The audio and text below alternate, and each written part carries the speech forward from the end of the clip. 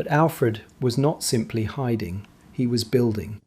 From the marshes, he sent messengers to every corner of Wessex, to the thanes, the village warriors, the Saxon farmers who still remembered what it meant to be free. In May 878 CE, at a place called Egbert's Stone in the forest near Selwood, Alfred walked back out of the swamps, and the army of Wessex was waiting for him.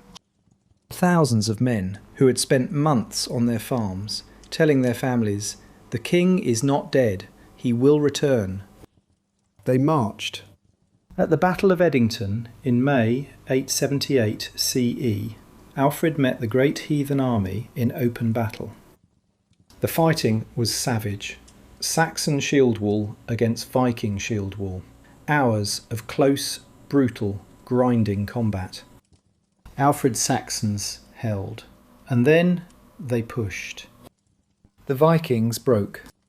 They ran. Alfred pursued them to their stronghold, besieged them for 2 weeks without mercy, and forced their leader Guthrum to surrender, and to be baptized as a Christian, with Alfred himself standing as his godfather. England was saved.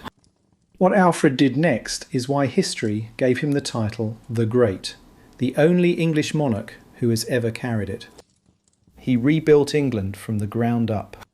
He established a network of burhs, fortified towns, positioned so that no point in Wessex was more than a day's march from a defensive stronghold.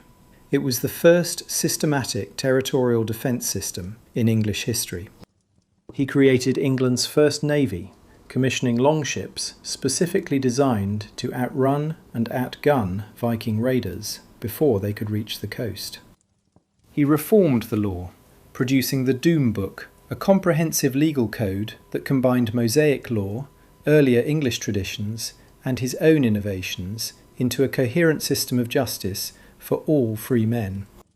He brought scholars from across Europe to restart the tradition of learning that the Vikings had destroyed, inviting monks and teachers from Wales, Francia, and Rome.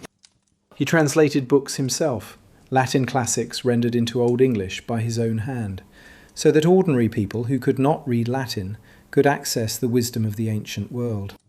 And he did all of this while suffering from a debilitating illness that had plagued him his entire adult life. Alfred's biographer Asser describes it in detail.